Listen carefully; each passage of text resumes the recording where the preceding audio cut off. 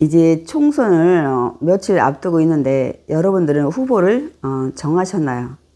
제가 오늘 이 시간에는 믿는 자들이 후보를 어떻게 선정을 해야 되는지, 내가 지금 선정한 후보를 하나님이 기뻐하시는지 이 부분에 대해서 한번 말씀을 나눠보려고 합니다. 제가 며칠 전 이제 전도를 하는 중에 모 정당의 후보가 오셔서 명함을 주면서 자신을 찍어달라고 말씀을 하시는 거예요. 그래서 제가 먼저 예수를 믿냐고 물었더니 믿는다고 하는 거예요. 집사님이라고 말씀을 하시더라고요. 그러니까 제가 이제 말씀 나누기가 더 편해졌어요.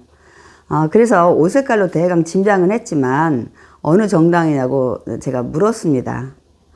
뭐 정당이라고 얘기를 하더라고요. 제가 순간 그 정당 하나님이 원하시지 않는 이념을 가지고 있는 정당 아니냐 이렇게 이제 물었더니, 그래서 그 정당에서 나와가지고 우리가 다른 당을 만들지 않았느냐 이렇게 이제 말씀을 하시는 거예요. 그래서 뭐 그 당이나 저 당이나 기본 이념이 같지 않냐고, 하나님이 기뻐하실까요? 이렇게 이제 물었죠. 왜냐하면 믿는다고 이제 하시니까. 그러면서 이 나라 누가 만들었느냐, 지금 이 나라 누가 다스리고 있느냐고 이제 질문을 했죠. 그러면서 집사님, 하나님이 기뻐하시는 당에 있어서 후보를 나가야 되지 않겠느냐. 그러니까 그 집사님이 이번만 저를 국회에 보내주시면 안 되겠냐고, 저를 찍어주셔서 갈 수 있게 하면 자신이 국회에 가서 다시 그때 생각을 하면 안 되겠냐고 얘기를 하더라고요.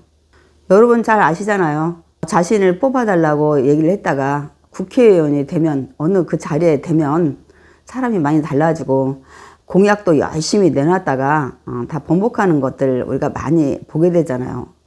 그런데 그분이 그렇게 말씀을 하시는 거예요. 그래서 제가, 집사님, 하나님이 원하시지 않는 그런 이념을 가지고 국회에 들어가면 뭐 하겠냐고, 집사님 내려놓으세요. 하나님이 분명히 집사님을 다른 기회를 통해서 더 높이실 거라고 제가 이제 말씀을 드렸거든요. 여러분은 어떻게 생각하세요?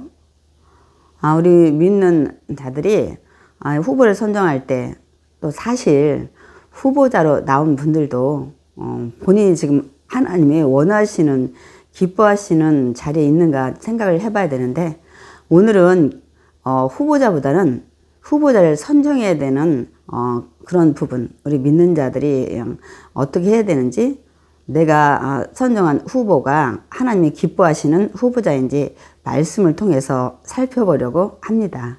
저는 사실 젊었을 때는 나라 걱정을 하지 않았습니다. 내 앞길에 대해서 걱정을 많이 했어요. 그런데 나이가 들면서 정말 나라에 대해서 많이 생각을 하게 되더라고요. 왜냐하면 내가 살아가는 나라이고, 또 우리 후손들이 예수님이 이 땅에 오시기까지 이 나라에서 살아야 되기 때문에 그렇습니다. 그래서 이 나라는 젊은이나 나이 드신 분이나 어느 분들에게나 다 삶의 터전이기 때문에 소중합니다. 특히 젊은 분들, 저처럼 젊은 때 정치에 관심, 나라에 관심 없었지만 여러분 가지셔야 됩니다. 왜냐하면 나이 든 저희들보다 젊은 분들이 살아갈 앞날이 길잖아요.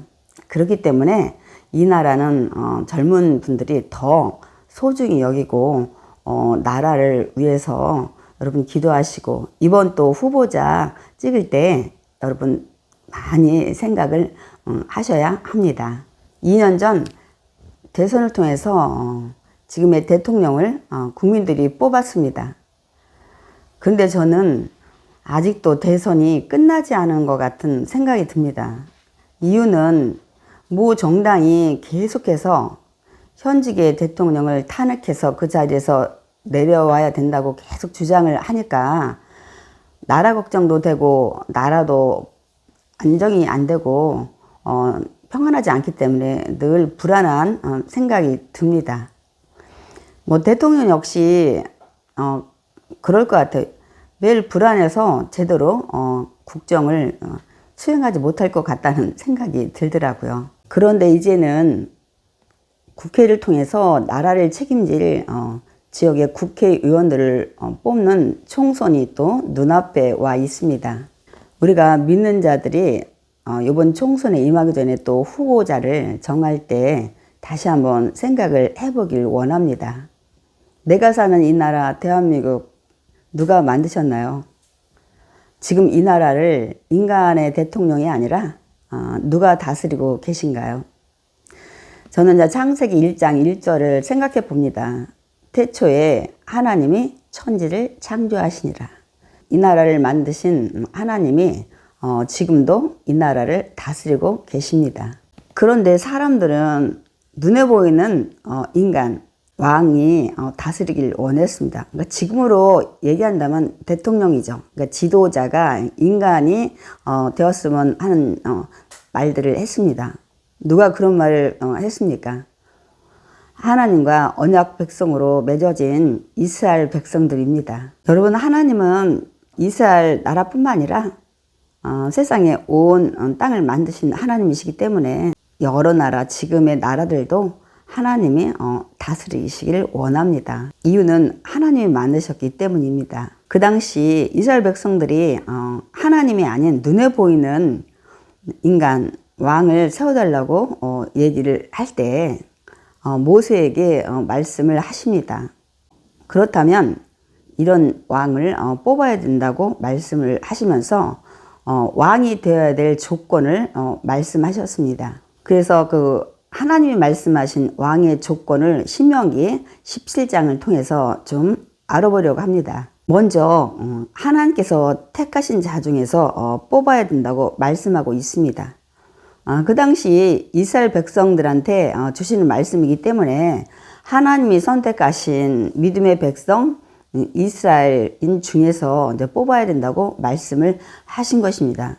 그렇기 때문에 불신자가 아니라 이방인이 아니라 믿는 자가 왕이 되어야 된다는 말씀을 하신 것입니다. 그러니까 지금으로 말씀을 드린다면 믿는 자가 나라를 다스리는 대통령이 되어야 된다는 말씀을 하신 것입니다. 두 번째는 병마를 많이 두지 말아야 한다고 말씀을 하셨습니다. 그 뜻은 하나님보다 인간의 어떤 군사력 이런 것들을 의지하지 말아야 된다고 말씀을 하신 것입니다. 세 번째는 아내를 많이 두지 말아야 한다고 말씀을 하셨습니다. 그것은 세상 향락에 빠지면 안 된다는 것을 말씀을 하신 거죠. 네 번째는 자신을 위해서 은금을 많이 쌓지 말아야 된다고 말씀을 하십니다. 그러니까 물질에 대한 욕심, 탐욕을 가지면 안 된다는 것을 이제 말씀을 하신 것입니다. 그렇기 때문에 우리가 그 후보자를 선정할 때 이런 기준에서 우리도 다시 한번 생각을 해봐야 됩니다. 이제는 그 왕이 된 자에게 어떻게 해야 되는지에 대해서 다시 또 말씀을 하십니다. 왕이 된 뒤에는 율법서를 등사본에서 곁에 두고 평생 읽으라고 말씀을 하십니다. 그래서 하나님 경외하는 법을 배우고 또한 더 나가서 그 율법서에 기록된 모든 말씀을 지켜 행하라고 말씀을 하십니다.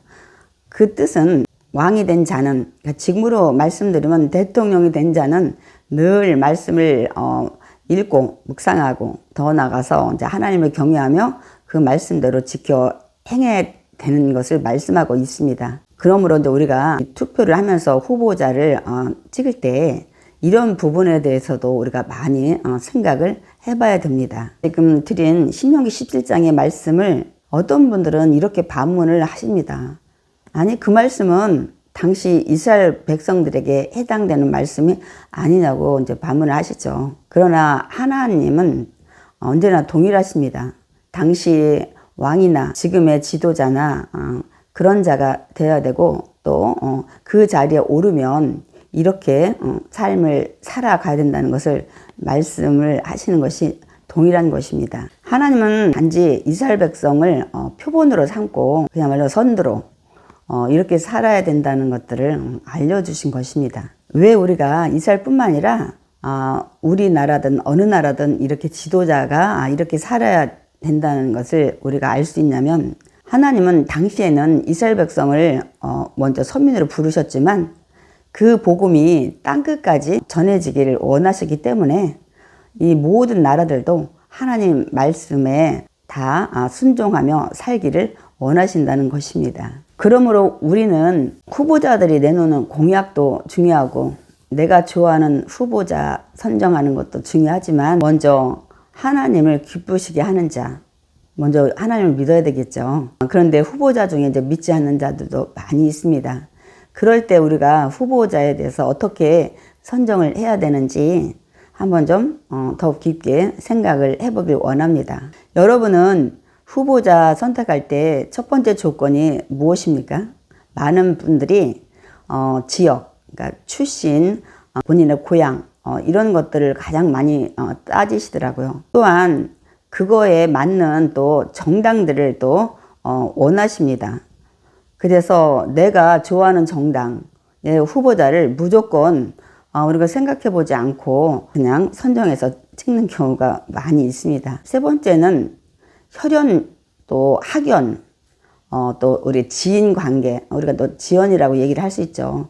이런 것들을 이제 보면서 이 후보자를 선정하시는 분이 정말 많이 계십니다. 가장 많이 보는 거는 지역과 출신, 또 학연, 또 지연 이런 것들을 많이 보시더라고요. 그래서 또 그렇게 해가지고 정당도 많은 분들이 가입도 하시고 또 지지도 하시죠. 그러나 하나님을 믿는 자들은 제가 앞서서 말씀드렸던 것처럼 이런 뭐 공약과 지역과 출신과 뭐 혈연, 학연, 지연 이런 것들보다는 하나님과의 관계를 그 사람이 어떻게 하고 살아가는지에 대해서 더 여러분이 관심 있게 보고 후보자를 선정해야 될 줄 믿습니다. 그렇지 않으면 사실 하나님이 기뻐하지 않으시기 때문입니다. 그래서 후보자 중 다 믿는 분이라면 우리가 더 감사하죠. 그런데 그 중에 누군가는 선택해야 되잖아요. 그럴 때 다 믿는 후보자라면 가장 하나님 말씀에 적합하게 살고 있는지 이제 그분들이 그동안 살아왔던 그런 삶의 열매를 보면 우리가 알 수 있습니다. 그렇지 않아도 후보자로 공천된 분들 중에 또 나중에 탈락하신 분들이 많이 있죠. 왜냐하면 그들의 삶이 본이 되지 않기 때문에 그래서 공천을 취소당하는 분들 많이 우리가 볼 수가 있습니다. 그래서 이렇게 모든 후보가 믿는다면 가장 하나님 말씀대로 살았는지 그동안 그 열매들을 이제 보면 알 수가 있습니다. 또한 믿는 자와 안 믿는 자 중에 있다면 물론 믿는 자를 먼저 선정을 해야 되겠죠. 그래서 우리가 그런 기준으로 우리가 후보자를 선정해야 됩니다. 그런데 후보자가 다 믿지를 않는 분들이에요. 그럴 때 우리가 선거를 포기할 수는 없잖아요.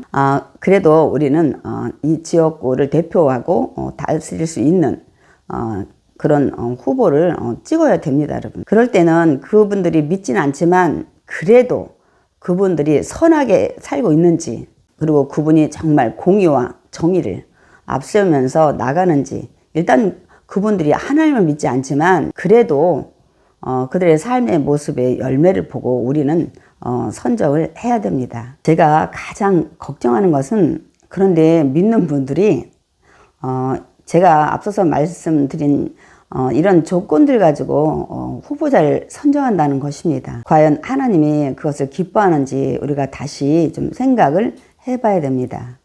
그런 것들을 앞세워서 우리가 후보자를 선정한다면 하나님이 얼마나 싫어하시고 진노하시는지 성경을 통해서 두 가지 예를 들어보려고 합니다.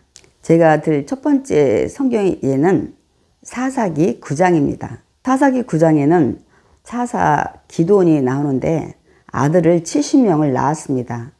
거기다가 첩으로부터 또 아비멜렉이라는 아들까지 낳았습니다. 기드온이 이제 나이가 들어서 죽었을 때 이 첩의 아들 아비멜렉이 자기 어머니의 고향 세겜에 가서 그 외조부와 어머니 형제들에게 이렇게 말을 합니다. 나를 위해서 이 세겜의 모든 사람들에게 이렇게 얘기를 해달라는 겁니다. 기드온의 70명의 아들들이 나라를 다스리는 게 좋겠냐, 아니면 한 사람이 다스림이 좋겠냐. 근데 그 한 사람이 세겜의 출신이고 여러분의 혈연이라고 그렇게 얘기를 하라는 겁니다. 그래서 어머니 형제 그 가족들이 나가서 모든 세겜 사람들한테 이렇게 전합니다. 그러자 세겜 사람들이 그것을 좋게 여겨서 아비멜렉을 이제 지지를 이제 하죠. 그래서 신전에서 은 70개를 아비멜렉에게 줍니다. 아비멜렉은 그 은 70개를 가지고 가서 지금으로 말하면 건달들이죠. 깡패. 그런 자들을 모아가지고 자기를 따르게 해서 그 기드온의 아들들이 사는 곳에 도착해서 아들들을 바위에서 70명을 다 죽입니다. 물론 그 70명 중에 요담이라는 아들이 이제 살아나긴 하는데, 아비멜렉이 죽일 때는 70명을 다 죽이려고 했기 때문에 사실 70명을 다 죽인 거와 마찬가지입니다. 과연 여러분, 이 불의한 자, 또 불의한 자를 도운 세겜 사람들, 하나님은 어떻게 생각을 하실까요? 이게 혈연과 또 뭐 지연, 이런 관계가 된 거죠. 그러니까 성경에도 이런 것들이 기록이 많이 있더라고요. 그러니까 불의한 자 편에서 같은 고향 출신이니까, 같은 혈연이니까 해가지고 그가 불의한 자든 의로운 자든 상관없이 이렇게 도와서 같은 무리에 섞여서 같은 이런 일들을 행하는 것을 볼 수가 있습니다. 그때 하나님은 어떻게 하셨을까요? 제가 그 사사기 9장의 말씀을 읽어 드리겠습니다. 사사기 9장 23절. 하나님이 아비멜렉과 세겜 사람들 사이에 악한 영을 보내심에 세겜 사람들이 아비멜렉을 배반하였으니. 결국은 아비멜렉을 도왔던 세겜 사람들, 그 둘 사이에 하나님께서 악한 영을 보내서 세겜 사람들이 그 추종하던 아비멜렉을 배반하게 하셨다고 말씀을 하고 있습니다. 다음에 사사기 9장 53절을 읽겠습니다. 한 여인이 맷돌 윗짝을 아비멜렉의 머리 위에 내려 던져 그의 두개골을 깨트리니. 결국 하나님은 한 여인의 손에 의해서 맷돌에 머리가 맞아서 두개골을 깨지게 해서 아비멜렉을 죽게 하는 것을 볼 수가 있습니다. 9장 56절.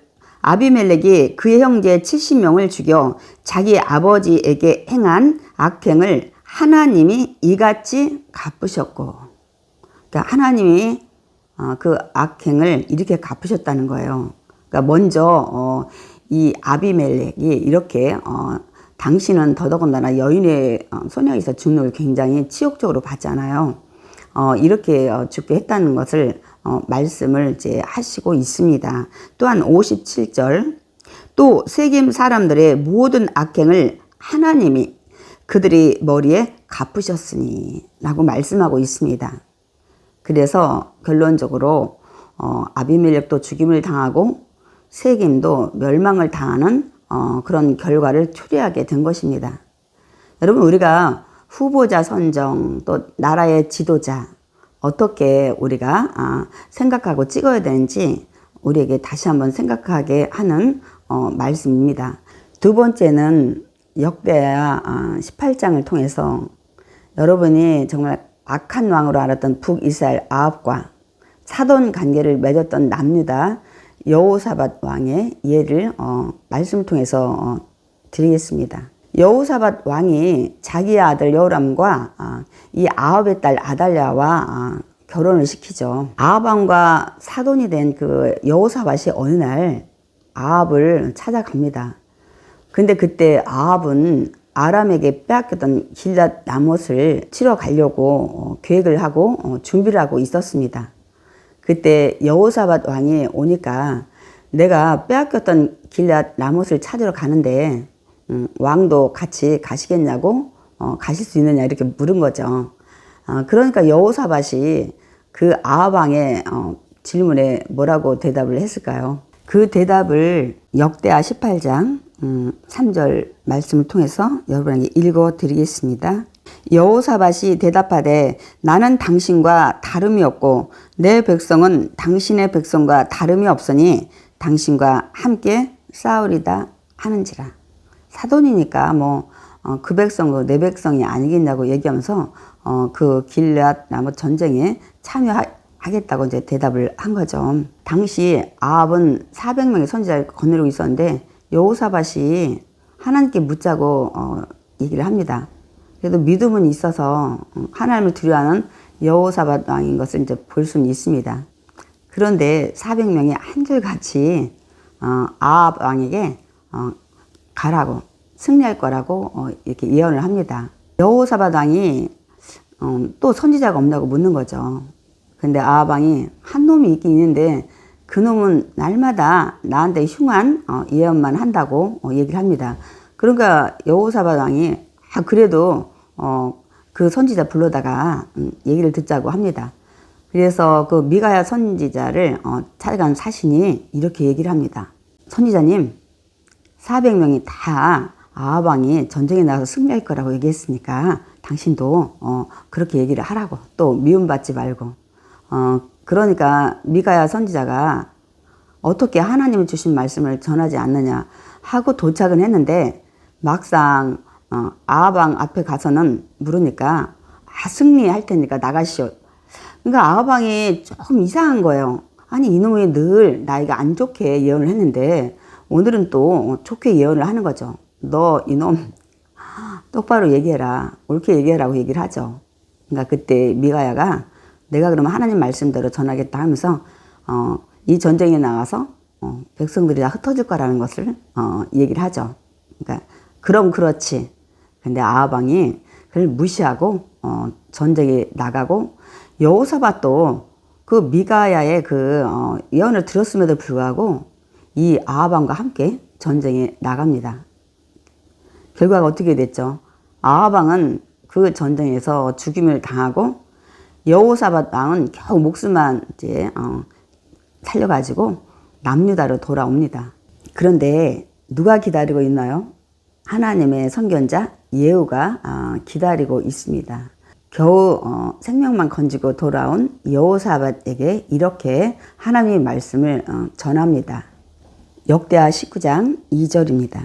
하나님의 아들 선견자 예후가 나가서 여호사밧 왕을 맞아 이르되 왕이 악한 자를 돕고 야훼를 미워하는 자들을 사랑하는 것이 옳으니까, 그러니까 그 편에 섰다는 거죠. 그러므로 야훼께서는 진노하심이 왕에게 임하리이다. 다시 말씀드리면 하나님을 미워하고, 그러니까 하나님을 믿지 않고, 그러니까 불신자를 얘기하죠.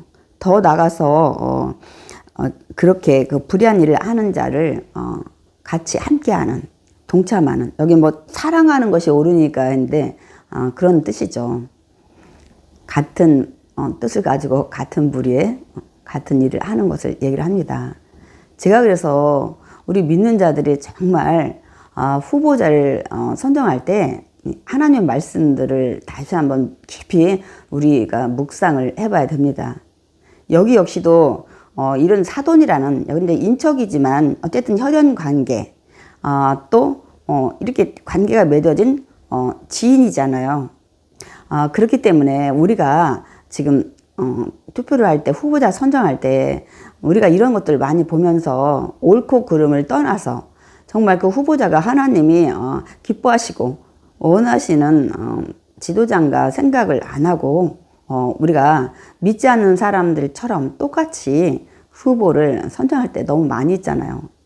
제가 그래서 오늘 믿는 자들이 정말 어떻게 후보를 정해야 되는지, 성경에도 똑같이 혈연과 지연과 지역과 이런 관계 때문에 하나님이 보시기에 옳은 사람인지 정말 싫어하는 사람인지를 먼저 생각하기보다는 우리가 이런 관계를 먼저 생각을 하고 후보를 그동안 선정할 때가 너무 많이 있었잖아요.